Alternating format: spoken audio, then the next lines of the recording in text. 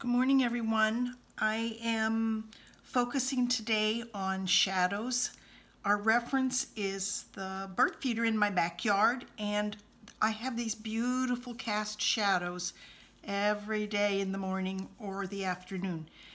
So I'm not going to worry about this detail over here, although you're welcome to put that in. So I have a flowering plum, which has a purple leaf to it up here, and then a 9-bark down here, which is a green and reddish kind of bush. So reds and greens are what we're looking at here. But I think the important thing is the shadows.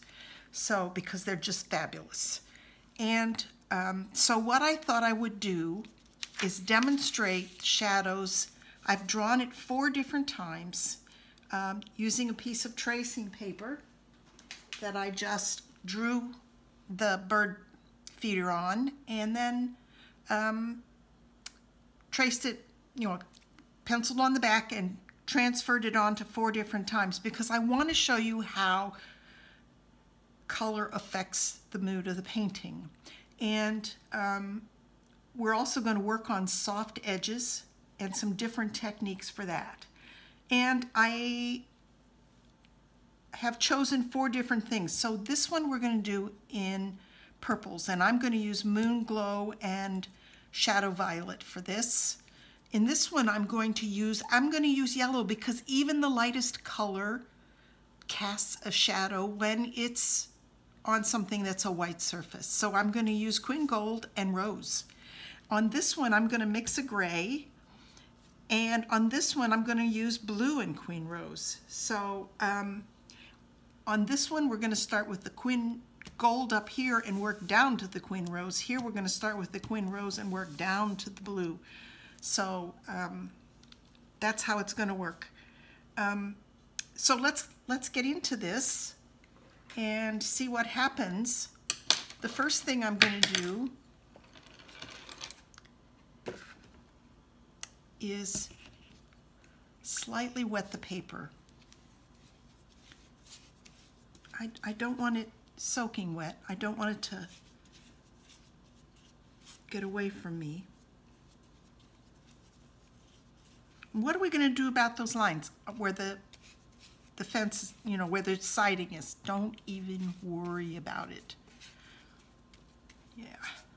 All right, I'm just going to do these 2 first. So that's all I'm going to wet, because by the time I get to the other ones, it's not going to be wet. All right, so you know that Moon Glow is one of my very favorite colors. And some of this is just going to be brush work. And I'm just going to, still a little bit wet. Here's what we're going to do.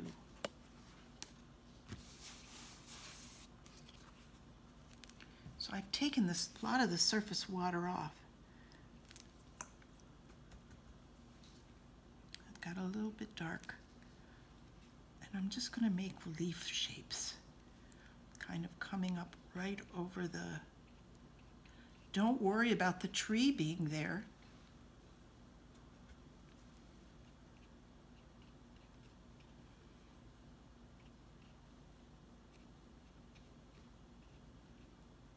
So you always want to pull away from your brush stroke. Don't make them random. I mean, the plant itself has groups of leaves.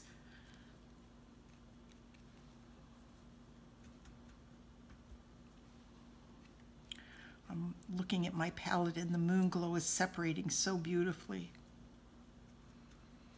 So Moon Glow is made up of, and I even like the variation of intensity. All right, let's let it come over here, right off the page. Now, you can't stop it like this. It has to go right up to the object, so there's no edge. You can see what a difference that makes as we come down. So the shadow that is cast by the sun is coming this way. And as a result, there is a fairly large kind of squarish shadow here But we're going to make those edges soft by having the leaves around it so it doesn't look so shadowy.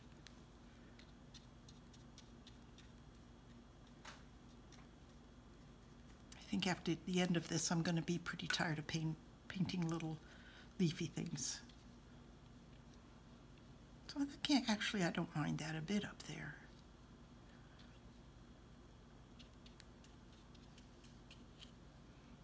The leaf branch comes down right over the pole and meanders down here. And there's quite a bit of it over here. Careful not to get in the way of our house. We don't want that to seem like an edge.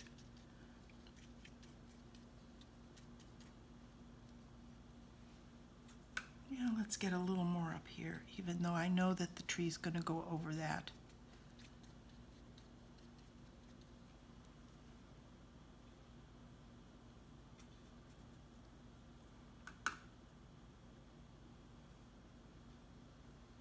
What do you think? Maybe coming down this way some. All right, and a little more over here.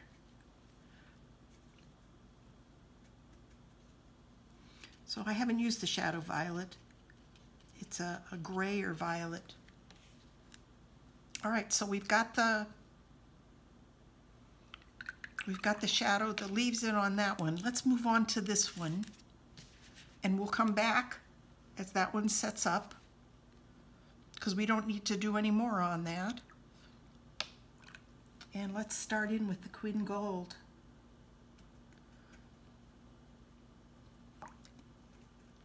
So this is all about choices.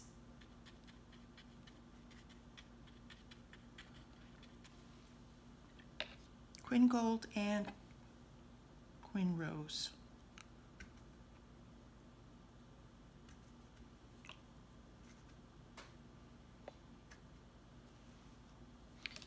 Yellow at the top.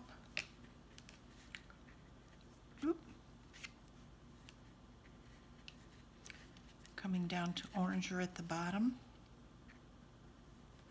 Get that square in.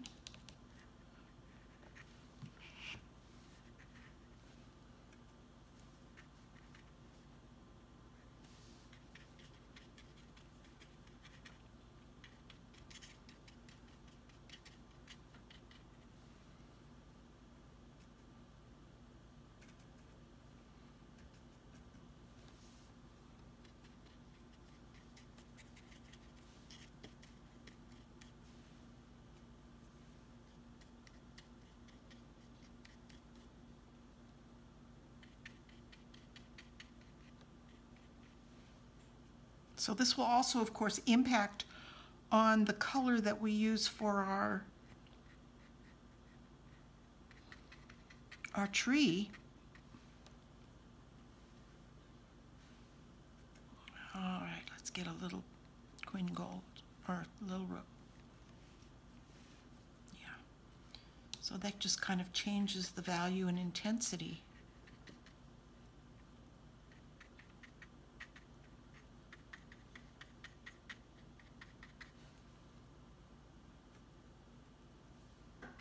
But it's not white anymore.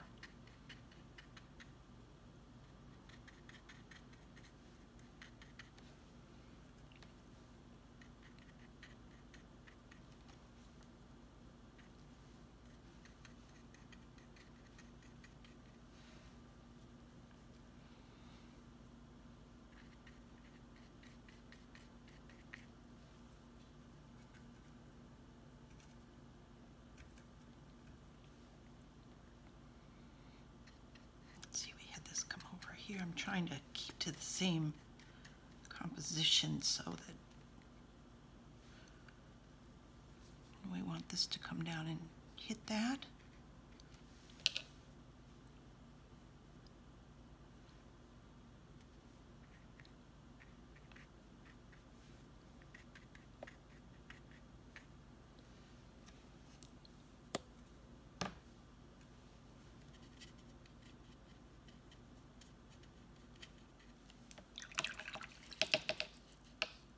All right, good.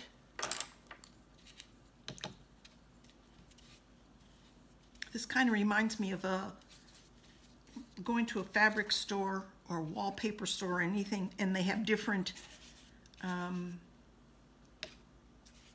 know, color ranges. Even though the pattern is the same. Of course, they do that so it'll match your house, but we're doing that to get a different mood. All right, what are we doing for this one? We're doing a mixed gray. So to get a gray, even though this purple is a fairly gray purple, you know, so many photographs, including this one, look like the shadow is gray. And I don't see that. So let's take a little bit of idanthron, a little bit of, oh, got a little bit too much, a little bit of perylene green and a little bit of perylene red. It's a little bit red, so we're going to make it. All right, so we've got a kind of a gray color, but I don't use black paint. It is too neutral. It doesn't have any personality. Hopefully these colors will even split out a little bit.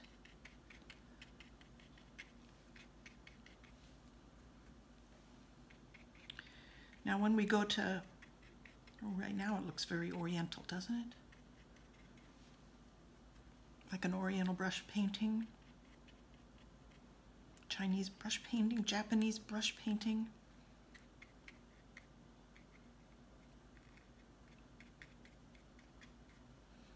So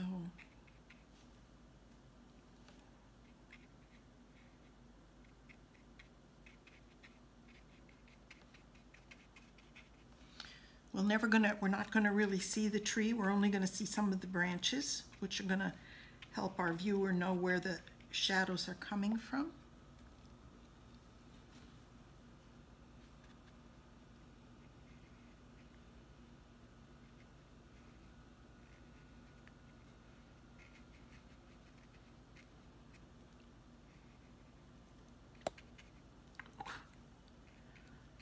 Can't seem to get through this without hitting the... Now, one thing I've neglected to do is use their color mix to shadow the bird feeder, but we'll come back and do that. Those colors are still there for me.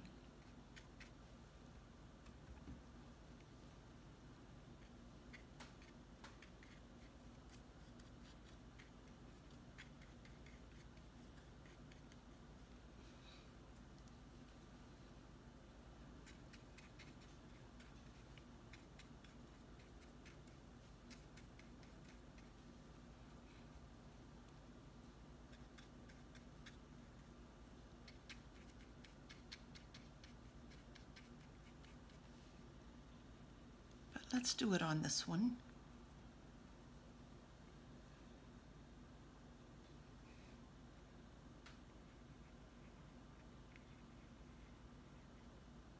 Slight shadow there.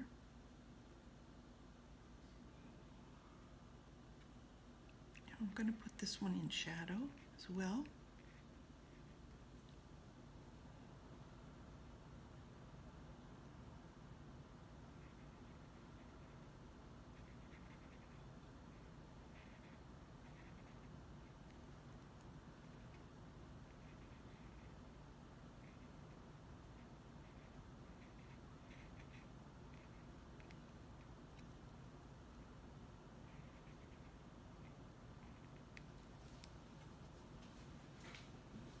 I have to come back and darken those, but we got it for now. Not doing the roof because the roof is green, so the shadow will be green. All right, let's come back and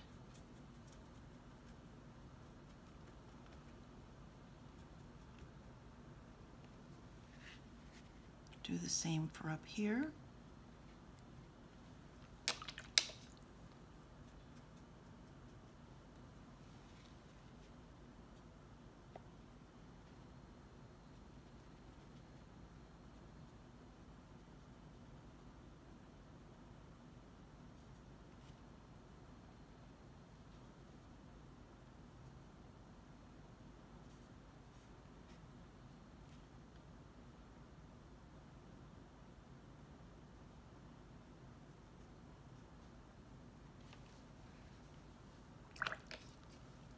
And even our yellow gold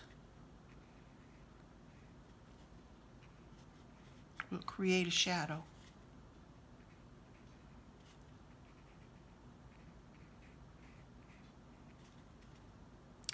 I painted a white rocking chair one time with these colors on the shadows on the thing, and it came out very fresh and bright looking. I was very happy with it. Okay, last one is the Quin Rose and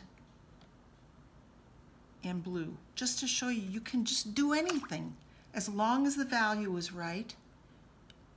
Where's my French Ultra? Up here. All right, we're going to start with the rose up high. And although this seems most unlikely, because the tree and the bush both have red in them, I think this is going to work. We'll see. I never know. Life is full of surprises. So it's a bit tricky. You have to change the angle of your hand to get the brush strokes to go different ways.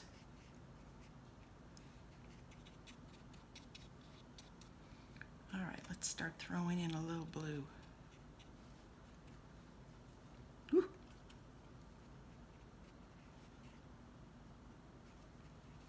All right, this is the value we are here. So I'm going to go with this now.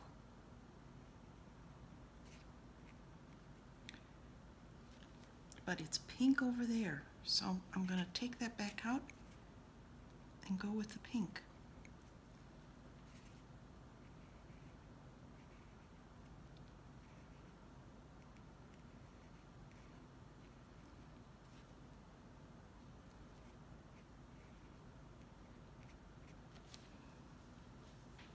All right, back to work. No rest for the weary.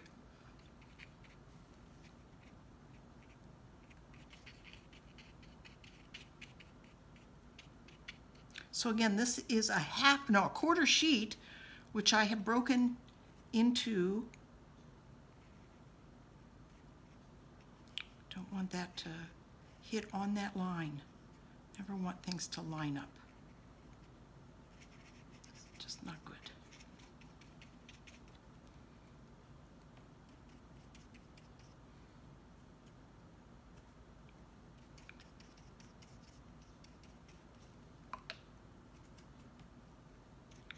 All right, getting bluer as we go down.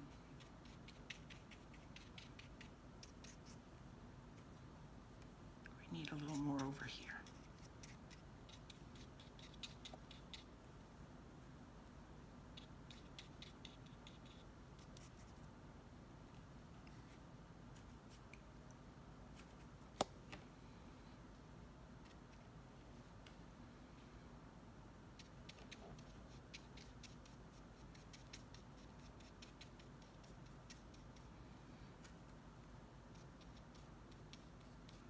We don't want these too long, these shadow lines.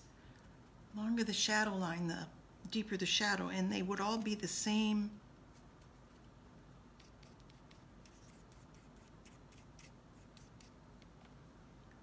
All right, ran out of paint. Oh, got too much.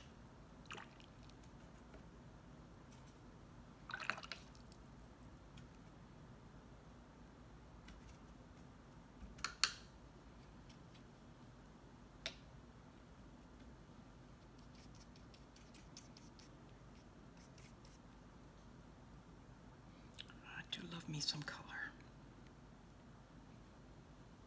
How are we doing? Let's intensify that a little bit. even though the bush is going to be over. Okay, 4 different birdhouses, 4 different shadows. Now, what do we want to do if we want to soften edges? Well, if you've got a hard edge up here while it's still loose and you want to soften it, just come in with your brush and push it around. I also have another tool which is very helpful called a fridge scrubber, and I also have this was a makeup brush, I think, but it's got a firm bristle to it, so I can come in and just kind of loosen some of those edges to soften them, because that pushes them back.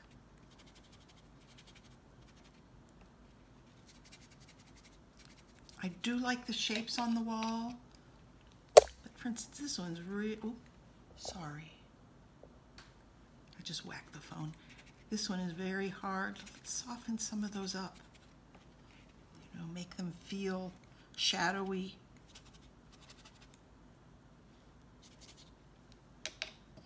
All right, I'm not so much worried about these down here because that bush is going to come in front of it. Okay. So I think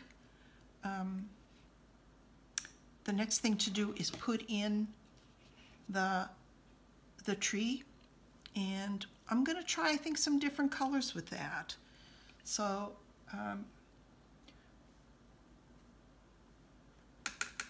with the moon glow, I am going to use moon glow for the tree, but I'm also going to throw in some Quin Red because it's purplier.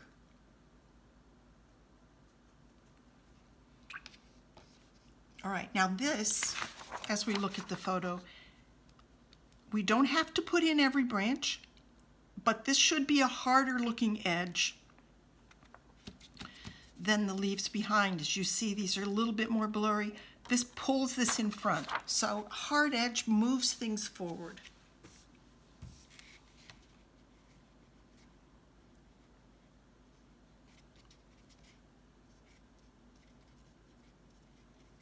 And this is a combination of moon glow and Quin Red, and actually this is pretty darn close to the actual color of the tree. I'll put the branches in once I get some leaves in.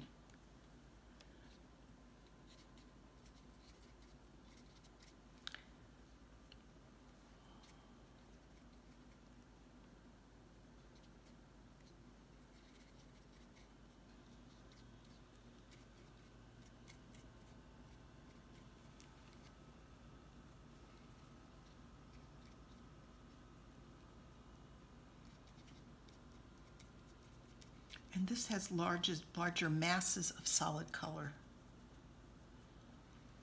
And of course, more intensity.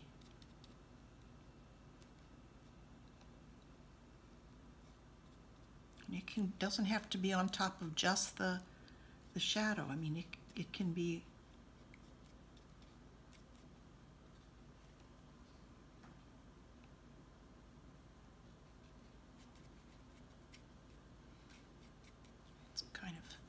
looking at the picture, it seems to get pretty dense up there in that corner.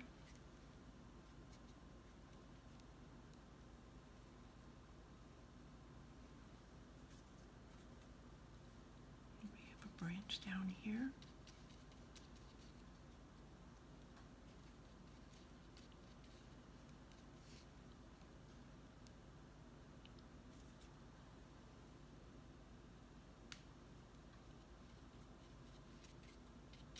So you can design this any way you want.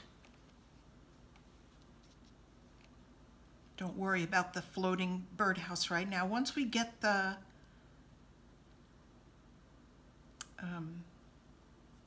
let's go in with some straight purple up in here some places.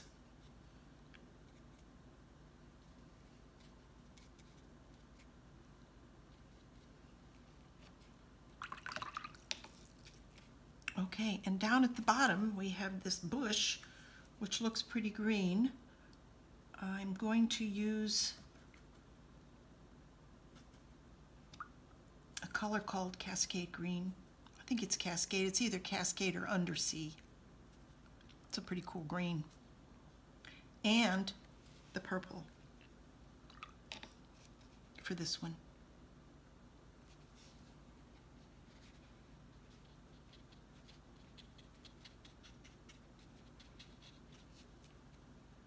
And I'm doing it light up here now. So Cascade is a blend of colors. All right, let's get more intense with that puppy.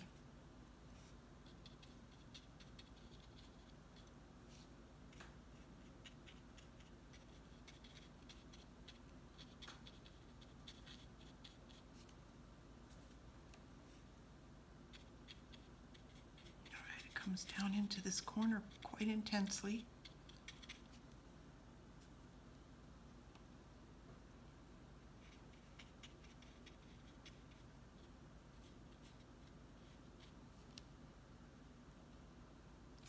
And here comes the red.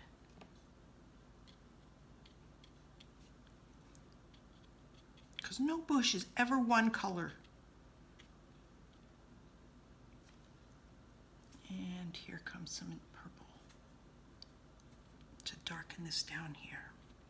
Give this some shadow.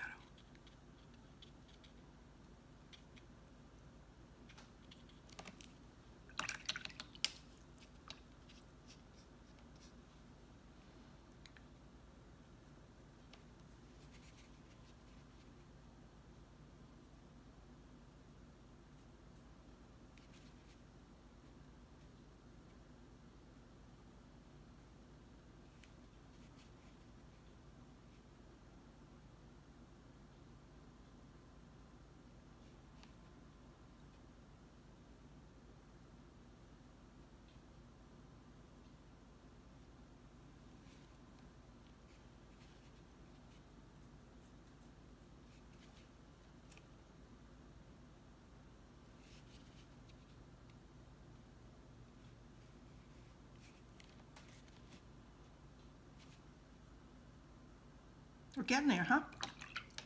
All right, let's put that green roof on.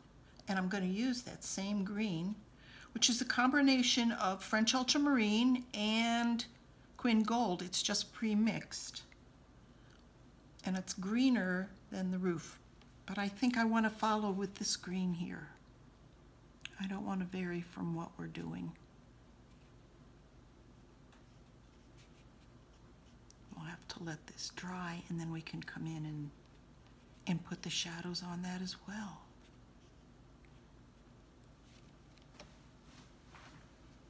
All right. Might as well put all the roofs on.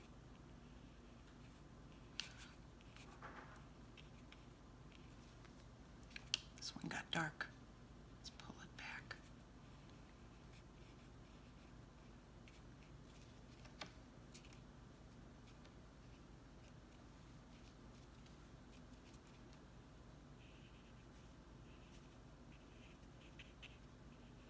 So I'm only going to finish the first one on the video, and I will finish the other 3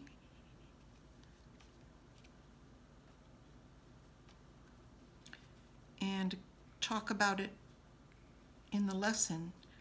And I encourage you to just either pick the one you like and try that, or try all 4 and see what happens.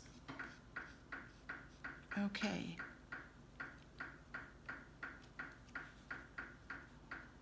I think I want these to come up a little higher.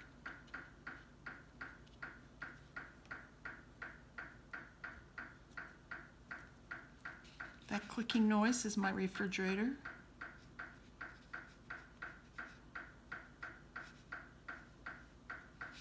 Put some lines in there for the branches.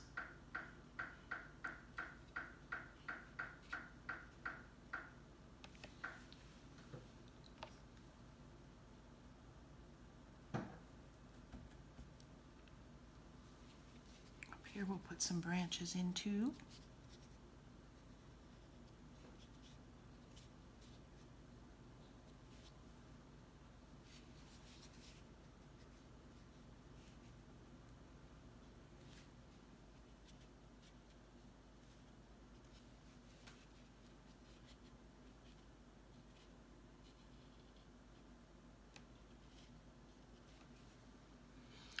Don't need a lot, just the suggestion. All right, what are we going to do about, let's see.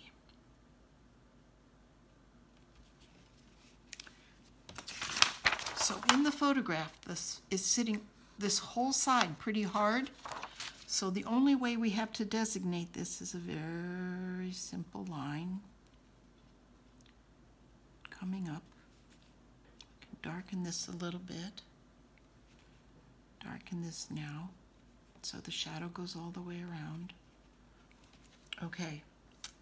And then we have the wire thingy that holds the planter up. Now you have options here. You can either paint that with a very little paintbrush, or a good paintbrush with a little point.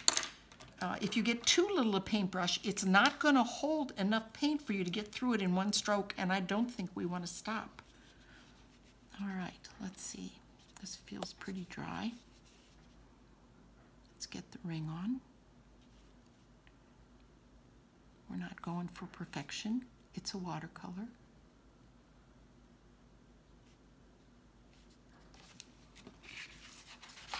All right, I'm going to turn it so I can drag my arm along, because you don't want to ever paint a line with just your wrist, because your line will never be straight. You have to be able to move your whole arm.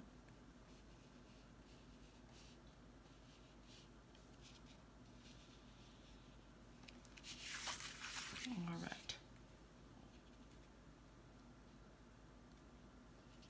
I'm going to give that a little more intensity.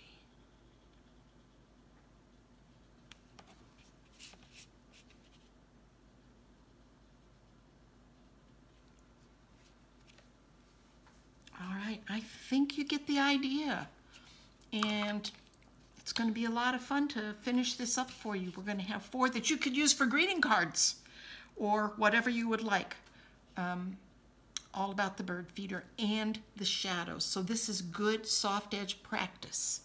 All right.